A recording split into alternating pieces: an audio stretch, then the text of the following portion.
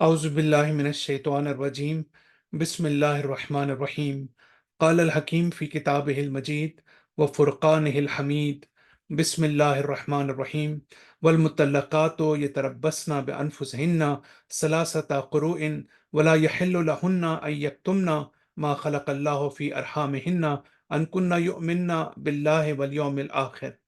قرآن مجید کی جس آیت کی میں نے تلاوت کی ہے، یہ سورہ بقرہ کی آیت نمبر 228 ہے۔ قرآن مجید کی اس آیت میں اللہ تعالیٰ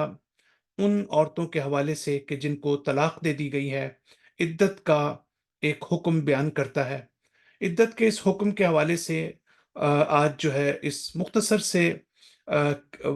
وقت میں چاہتا ہوں کہ قرآن مجید جس باریک نقطے کی طرف اشارہ کرتا ہے، اس کو تھوڑا سا میں جو ہے اس پر میں روشنی ڈالوں۔ تو پہلا جو حصہ ہے وہ یہ ہے کہ والمطلقات یتربصن بانفسہن ثلاثۃ قروء، یعنی اگر اے عورتوں تمہیں طلاق دے دی جائے تو تمہارے لیے ضروری ہے کہ اگر تم دوبارہ کسی سے شادی کرنا چاہو تو اس کے لیے 3 مرتبہ جو تمہاری ماہانہ عادت ہے اس کا مکمل ہونا ضروری ہے۔ یعنی جب تم تیسری مرتبہ پاک ہو جاتی ہو تو اس کے بعد تم کسی دوسرے سے شادی جو ہے وہ کر سکتی ہو۔ تو اس کے لیے بنیادی طور پر یہ عدت کی مدت ہے کہ جس کو متعین کیا گیا ہے اور جس کے لیے گزارنا جو ہے ایک عورت کے لیے واجب ہے۔ تو یہ اس سے پہلے کہ میں اس آیت کے دوسرے حصے کی طرف آؤں، میں چاہتا ہوں کہ ایک بڑی اہم حدیث اور روایت ہے، اس کی طرف میں اشارہ کروں کہ اس آیت میں، اس روایت میں یہ کہا گیا ہے کہ فوض اللہ الی النساء ثلاثۃ اشیاء، کہ فوض اللہ الی النساء ثلاثۃ اشیاء، کہ اللہ تعالیٰ نے عورتوں کو 3 چیزیں جو ہے وہ تفویض کی ہیں یا ان کو جو ہے وہ دی گئی ہیں۔ ان میں سے ایک کی طرف جو اشارہ کیا گیا ہے وہ یہ ہے کہ الحیض والطہر والحمل، یعنی پہلی چیز تو یہ ہے کہ جو ماہانہ عادت ہے اس کے حوالے سے اس کا فیصلہ کس نے کرنا ہے؟ اگر کوئی، تو وہ عورت ہی ہے کہ جس کو معلوم ہو سکتا ہے۔ اسی طریقے سے دوسری چیز طہر کی بات کی گئی ہے، یعنی آیا وہ پاک ہو گئی ہے یا پاک نہیں ہوئی ہے۔ اور تیسری چیز جو ہے وہ اس کے حمل کے بارے میں ہے، پریگننسی کے بارے میں۔ یہ تینوں چیزوں کا اختیار جو ہے، اس کی باغ ڈور جو ہے وہ عورت کے ہاتھ میں دی گئی ہے۔ جس طرح سے ایک مرد کو جیسے طلاق کا اختیار دیا گیا ہے، اسی طرح ان 3 چیزوں میں عورتوں کو بھی یا عورت کو بھی جو ہے یہ اختیار دیا گیا ہے کہ وہ اپنے حمل کے سلسلے میں، وہ اپنے پاک ہونے کے سلسلے میں، اور اپنے جو ماہانہ اس کی عادت ہے اس کے سلسلے میں جو ہے وہ اختیار اس کے پاس ہے، فیصلہ اس نے کرنا ہے۔ اس لیے کہ عقلی طور پر بھی اگر ہم دیکھیں تو یہ ممکن ہی نہیں ہے کہ کوئی دوسرا شخص جو مرد ہو وہ اس سے آگاہی حاصل کر سکے۔ اس کا ادراک جو ہے، اس کا جو ادراک ہے وہ بنیادی طور پر ایک عورت کو ہی ہو سکتا ہے، کسی اور کو نہیں ہو سکتا۔ لہٰذا یہ جو حکم بیان کیا گیا ہے یہ بھی عقل کے مطابق ہے اور ایک فطرت کے مطابق بھی ہے کہ اس کے علاوہ کوئی دوسرا آپشن جو ہے وہ ہمیں نظر نہیں آتا۔ لیکن اب چلتے ہیں قرآن مجید کی اسی آیت کے دوسرے حصے کی طرف، جس میں ایک بنیادی نقطہ ہے جس کی طرف میں اشارہ کرنا چاہتا ہوں۔ اس میں جب اللہ تعالیٰ یہ فرماتا ہے کہ وَلَا يَحِلُّ لَهُنَّ أَن يَكْتُمْنَ مَا خَلَقَ اللَّهُ فِي أَرْحَامِهِنَّ، کہ عورتوں سے خطاب کیا جا رہا ہے اور کہا گیا ہے کہ یہ تمہارے لیے جائز نہیں ہے کہ جو چیز تمہارے رحم میں خلق کی گئی ہے تم اس کو چھپاؤ، بلکہ تمہارے لیے ضروری ہے کہ تم اس کا اظہار کرو اگر تم اللہ پر ایمان رکھتی ہو اور یوم آخرت کے اوپر تمہارا ایمان ہے۔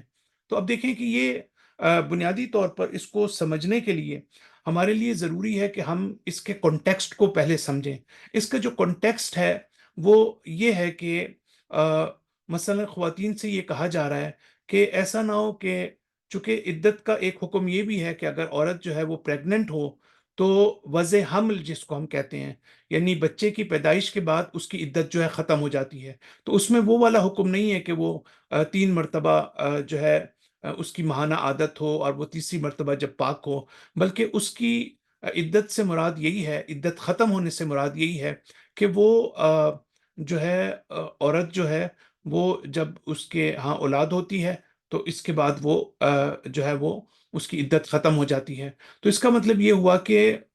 یہ کانٹیکسٹ ہے اور پرابلم کہاں پہ آ رہی تھی اس وقت جس کی وجہ سے اس آیت کو بیان کیا گیا۔ پرابلم یہ آ رہی تھی کہ اس بات کا امکان موجود تھا، اور ہو سکتا ہے ہسٹوریکلی ظاہر ہے ایسا ہوتا بھی ہوگا، کہ خواتین جو ہے وہ عدت سے بچنے کے لیے مثلاً وہ آ، بتا دیتی تھیں، چھپاتی تھیں اپنی پریگننسی کو، تاکہ وہ قبل از وقت جو ہے وہ ازدواج کر سکیں کسی اور مرد کے ساتھ۔ یعنی قبل از وقت، یعنی اس سے پہلے کہ ان کی عدت کا وقت پورا ہو، وہ پہلے ہی اس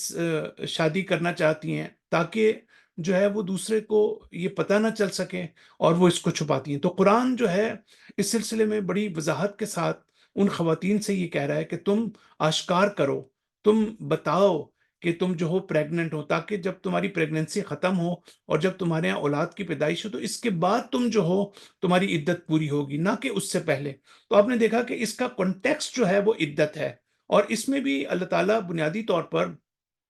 جو ہے ایک خاتون کو، ایک عورت کو یا عورتوں کو جو ہے وہ حق دے رہا ہے کہ فیصلہ جو ہے ان کے ہاتھ میں ہے، اور انہوں نے جو ہے وہ بنیادی طور پر یہ بتانا ہے کہ آیا ان کی عدت پوری ہو گئی ہے یا عدت پوری نہیں ہوئی۔ اب یہاں بڑا ایک اہم سوال ہے کہ جس کی طرف ہم دیکھتے ہیں، قرآن ضمنی طور پر اشارہ کرتا ہے کہ اگر فرض کرتے ہیں کہ عورت کا قول حجت نہ ہو، اور عورت کے قول کی کوئی اہمیت نہ ہو، یعنی اگر یہ کہا جائے کہ عورت اس میں نہیں بلکہ مرد نے فیصلہ کرنا ہے، یا کچھ گواہ اور ہوں یا شواہد ہوں جنہوں نے فیصلہ کرنا ہے، تو پھر یہ کہنے کی کیا ضرورت ہے اس سلسلے میں کہ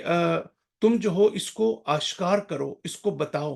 کیونکہ اگر عورت کی بات ہی نہیں آپ نے ماننی، تو پھر چاہے عورت اپنی پریگننسی کو چھپائے یا پریگننسی کو نہ چھپائے، اس سے فرق کیا پڑتا ہے؟ لہٰذا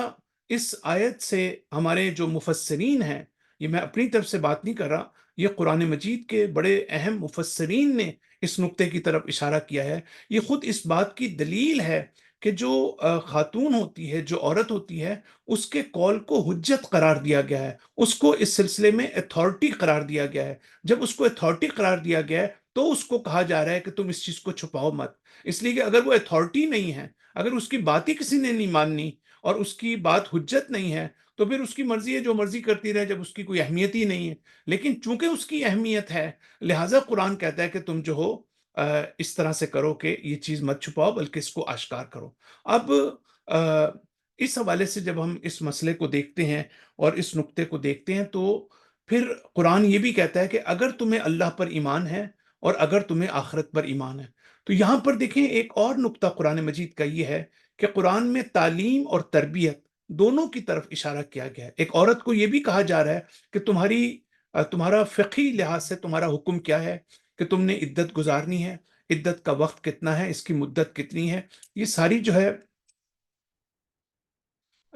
یہ بتایا گیا ہے کہ عورت کو پہلے تو فقہی لحاظ سے اس کا حکم بتایا گیا ہے کہ اس کی عدت کتنی ہے، اس کی